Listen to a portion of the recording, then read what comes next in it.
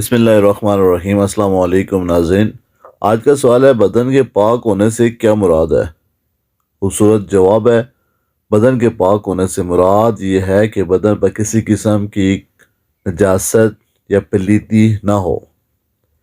अगला सवाल है, नजासत की कितनी किस्में हैं? इसका जवाब है, नजासत की दो किस्में हैं, एक हकीकी और दूसरी अकमी। तीसरा सवाल है, नजासत हकीकी किसे कहते हैं? इसका जवाब है, वो जहरी नापाकी जो देखने में आ सके नजासत हकीकी कहलाती है। अगला सवाल है, नजासत हिकमिया किसे कहते हैं? इसका जवाब है, वो नापाकी जो शरीयत के हुक्म से साबित हो मगर देखने में न आ सके नजासत हिकमिया कहलाती है, जिसे बेवुजू होना, गुस्ल की आदत होना। गुस्ल के 3 फ़राइज़ हैं।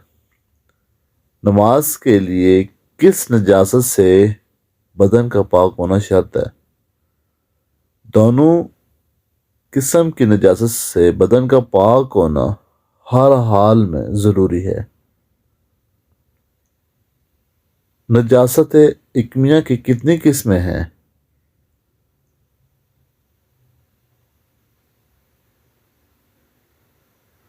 दो किस्में हैं, एक छोटी नजासत हिकमिया, इसे हदसे असगर कहते हैं, और दूसरी बड़ी नजासत हिकमिया, इसे नजासत अकबर कहते हैं। छोटी नजासत हिकमिया से बदन पाक करने का क्या तरीका है?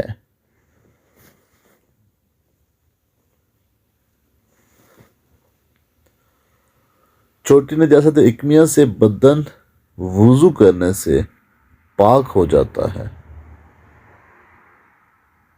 वुजू किसे कहते हैं? बड़ा इंपॉर्टेंट सवाल है। वुजू किसे कहते हैं? जब नमाज पढ़ने का इरादा करे तो साफ बर्तन में पानी लेकर पहले घुटनों तक हाथ धोए, फिर 3 बार कुल्ली करे, मसवाक करे, 3 बार नाक तक पानी डाले। वुजू के फ़र्ज कितने हैं? बड़ा इंपॉर्टेंट सवाल है। वुजू के फ़र्ज कितने हैं? तो इसका जवाब है,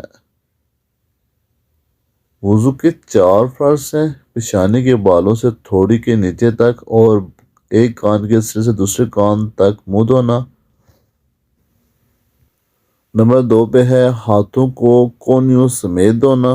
नंबर 3 है, सर का मसा करना, यानी कि गीला हाथ पूरे सर पे मारना या सर के चौथाई हिस्से तक।